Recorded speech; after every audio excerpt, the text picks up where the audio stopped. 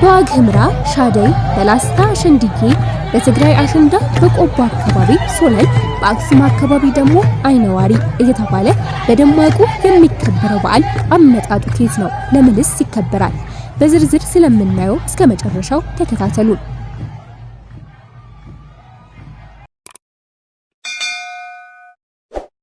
በሀገራችን ኢትዮጵያ በተለይ በሰሜኑ ክፍል ህዝበ ክርስቲያኑ ለረጅም ዘመናት ስርዓት አምልኮ ሲፈጽሙባቸው የነበሩና አሁንም እየተፈጸመባቸው የሚገኙ የሚዳሰሱና የማይዳሰሱ መንፈሳውያን ቅርሶች በርካቶች ናቸው። ከነዚህ ቅርሶች መካከል መንፈሳውያን በዓላት የሚከበሩበት ስርዓት አንደኛው ነው። ከነዚህ መንፈሳውያን በዓላት ውስጥ በዋግ ኽምራ ሀገረ ስብከት ምዕመናን ዘንድ የሚከበረው የሻደይ ምስጋና ወይም ጨዋታ ልጃገረዶች በአማረ ልብስ ደምቀው አሸንድዬ በሚባል የቄጤማ ጉንጉን ወገባቸውን አስረው እየተጫወቱ የሚያከብሩት በዓል ነው። ከነሐሴ 16 እስከ ነሐሴ 21 ቀን ድረስ የሚከበረው ይህ በዓል በዋግ ኽምራ ሻደይ፣ በላስታ ሸንድዬ፣ በትግራይ አሸንዳ፣ በቆቦ አካባቢ ሶለል፣ በአክሱም አካባቢ ደግሞ አይነዋሪ እየተባለ ይጠራል።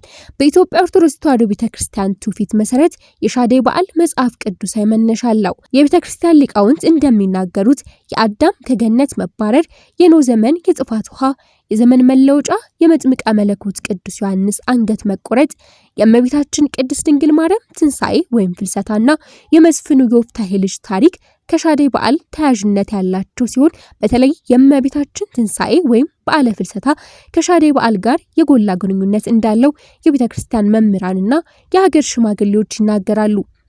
እያንዳንዱ ታሪክ ከሻደይ በዓል ጋር ያለውን ግንኙነት በአጭሩ እንመልከት። የአዳም ከገነት መባረር።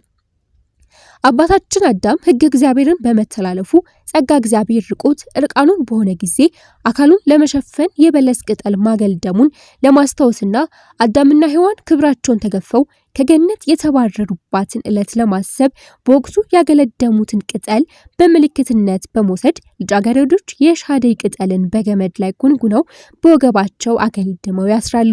አዳምና ሔዋን ከገነት ከመውጣታቸው በፊት ግብረ ስጋ ግንኙነት ያልጀመሩ ደናግላን ስለነበሩ ያንን በመከተልና በምሳሌነት በመውሰድ ያላገቡ የአገው ልጃገረዶች ተሰባስበው የሻደይ ጨዋታን መጫወት ወይም ማክበር እንደጀመሩ ይነገራል። የሻደይ በዓልና የጥፋት ውሃ። በኖህ ዘመን ከተላከው የጥፋት ውሃ በኋላ ውሃው መጉደሉና አለመጉደሉን እንድታጣራ ኖህ ርግብን በላካት ጊዜ በምድር ሰላም መሆኑን የለመለመ የወይራ ቅጠል ይዛ በመምጣት ለኖህ የምስራች ነግረዋለች። ከዚሁ ጋር በተገናኘ በዓሉን ያንን ለምለም ቅጠል ወገባቸው ላይ በማሰር ከጨለማ ወደ ብርሃን ተሸጋገርን ሲሉ ማክበር እንደጀመሩ አበው ከታሪኩ ጋር አያይዘው ያስቀምጡታል።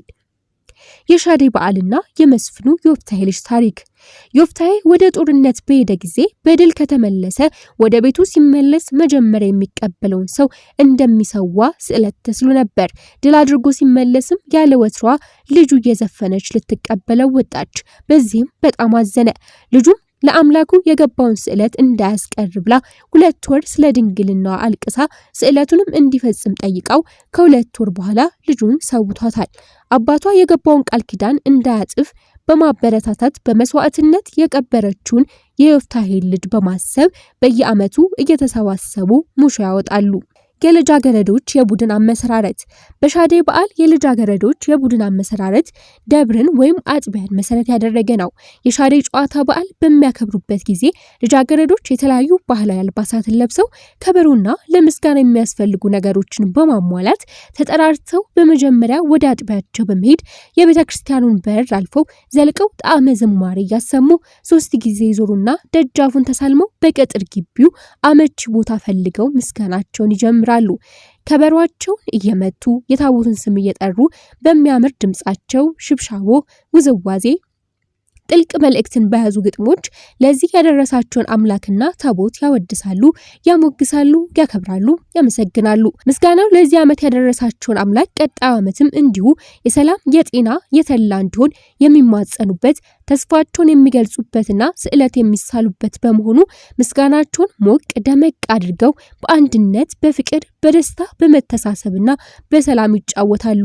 ለእግዚአብሔርና ለደብራችን ታቦት ያልሆነ እያሉ ጉልበታቸውን ችሎታቸውንና ልምዳቸውን ሳይቆጥቡ በምስጋናው ይሳተፋሉ።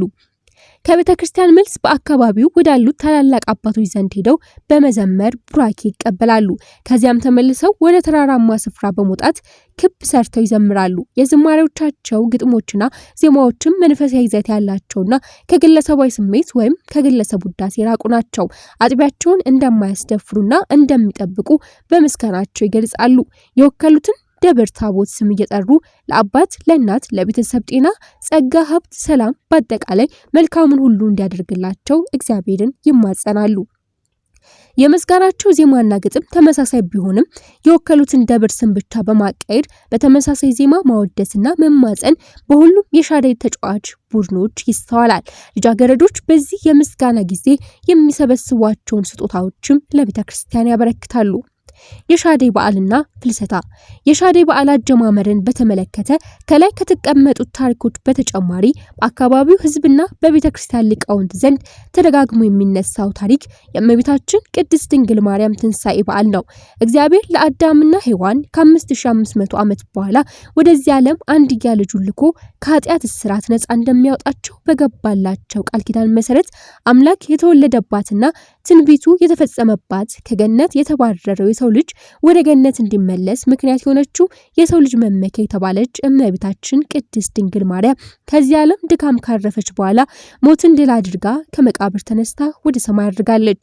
በፍልሰታ ወቅት በዓሉ መከበሩም ለሻደይ ተጫዋቾች ተምሳሌትና የድንግልናቸው አርአያ ለሚያደርጓት ድንግል ማርያም አካላዊ ስጋዋ ከጌቴሴማኒ ወደ ገነት መፍለሱን እንደዚሁም በገነት በዕፀ ሕይወት ስር ከነበረበት መነሳቱን ምክንያት በማድረግ እንደሆነ የሚገልጹት የዋግ ኽምራ ሀገረ ስብከት ስብከተ ወንጌል መምሪያ ኃላፊ መጋቤ ምስጢር ገብረ ሕይወት ኪዳነ ማርያም የሻደይ በዓል በልጃገረዶች ዘንድ ተወዳጅ ሆነው በሔዋን ምክንያት የተዘጋው ገነት በእመቤታችን አማካኝነት በመከፈቱ ነው። እመቤታችን መመኪያቸው ስለሆነች ልጃገረዶች በዓሉን በደስታ ያከብሩታል። ድንግልናቸውንም አደራ የሚሉት ለእርሷ ነው ሲሉ ይናገራሉ። እመቤታችን በነሐሴ 16 ቀን በቅዱሳን መላእክት ሽብሸባ፣ እልልታና ዝማሬ ታጅባ ከምድር ወደ ሰማይ ስታድርግ ሐዋርያት በታላቅ ደስታ ይመለከቱ ይደነቁም ነበር።